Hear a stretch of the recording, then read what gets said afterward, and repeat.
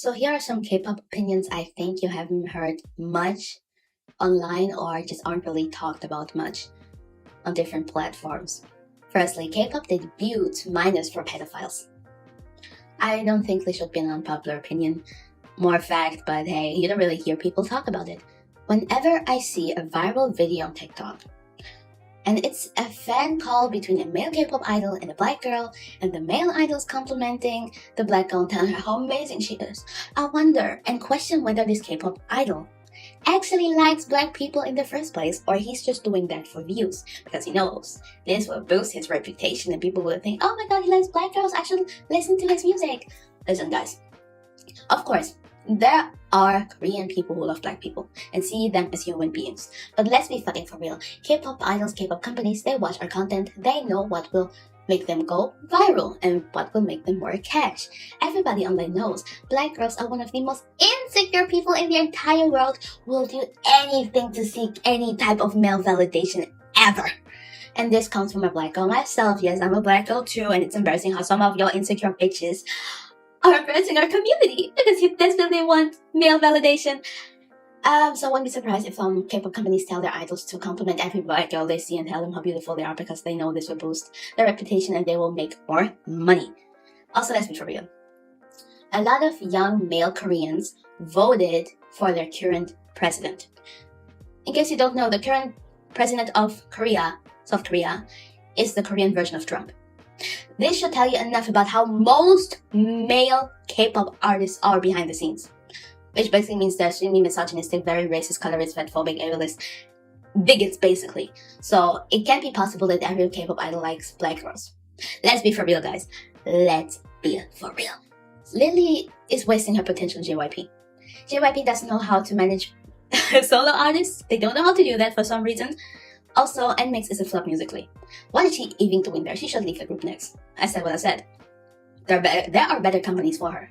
It's important to point out that most of the Seraphim cannot really sing. 3/5 of the Seraphim are bad singers.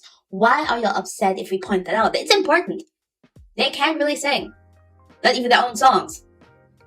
If it wasn't for Yuchin and Chaewon, most of them can sing, and that's important to point out. Jackson Wang is one of the biggest soloists from a K-pop group. I don't think I've ever really heard someone say this sentence who isn't a Jackson Wang fan. I think the main reason for that is because xenophobia. 17 could fill the biggest arenas in the entire world, but Pilates is shit. They don't know how to manage them. These men should be on tour on every fucking continent, including Africa.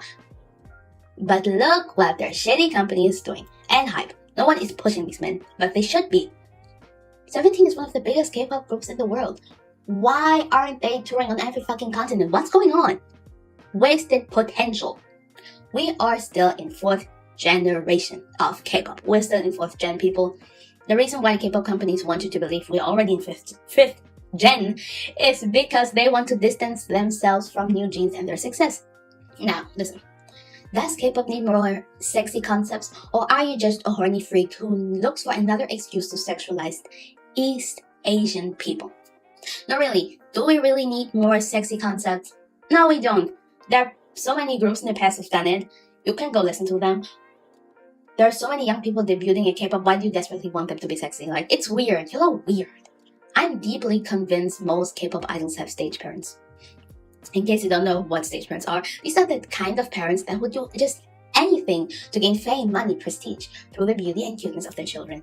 The best example would be Jihyo from Twice, who started training under JYP since she was, I think, 7 or 8 years old. Basically elementary school age, which is not normal. She spent most of her life training JYP, which shows her parents do not care about her, they just wanted her to get famous. Also, it's just weird and odd. Why would you want your child who's in elementary to have a normal life, play with other children, and you desperately want them to train to be K-pop idols? Weird behavior. And the same goes for parents who let their children debut at 13, 14 years old. Neglectant. Terrible people who just want their children to desperately get famous. And my last opinion is, I'm surprised we haven't heard that idols from groups who are being really overworked suffer from a stroke or almost dying from exhaustion. And that's not even a joke, I'm being serious. We know K-pop idols like NCT's Haechan, Mark, they're being constantly overworked, and to be honest, I'm surprised they haven't suffered a stroke yet or have shown any signs of deep exhaustion. Same goes for Twice. Remember when they used to have comebacks back to back? I don't follow them anymore. I don't know if that has changed, but I'm surprised these people don't suffer from health conditions. I'm surprised these people aren't deeply sick and are still able to work. Like, that's actually crazy if you think about it.